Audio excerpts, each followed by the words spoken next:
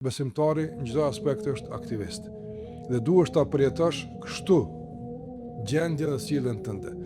Domethënë çdo lëvizje jote është aktivitet. E tash ky aktivitet ai shërben direkt kuptimit të drejtë të fesë që njerëz me dashur Allahun dhe pejgamberin e son, kjo është përgjegjësia e çdo kujt prej neve.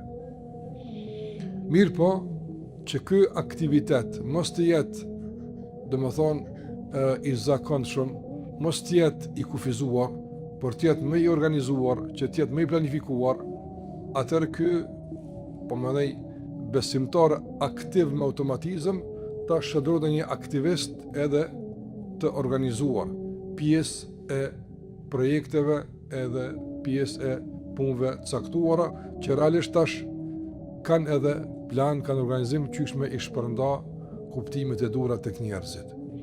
E për që një aktivist tash pak më i strukturuar, më i formuar, patjetër se i duhen mjetet e duhura.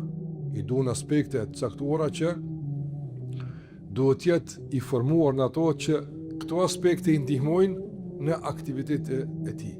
Të ndërozën nuk mjafton me qenë njëri për shembull besimtar aktiv i zellshëm, veç pse ai ka qef, veç pse ai don, veç pse për shembull i dhem situata e popullit të tij dhe nga dhëmshëria, nga emocionet, nga euforia ai vihet në lëvizje. Jo, euforia mund të jetë shkëndiza lëvizëse, por jo forca organizative. Në momentin kur euforia bëhet forcë organizative, atëherë më shumë dëmton se që bën dobi.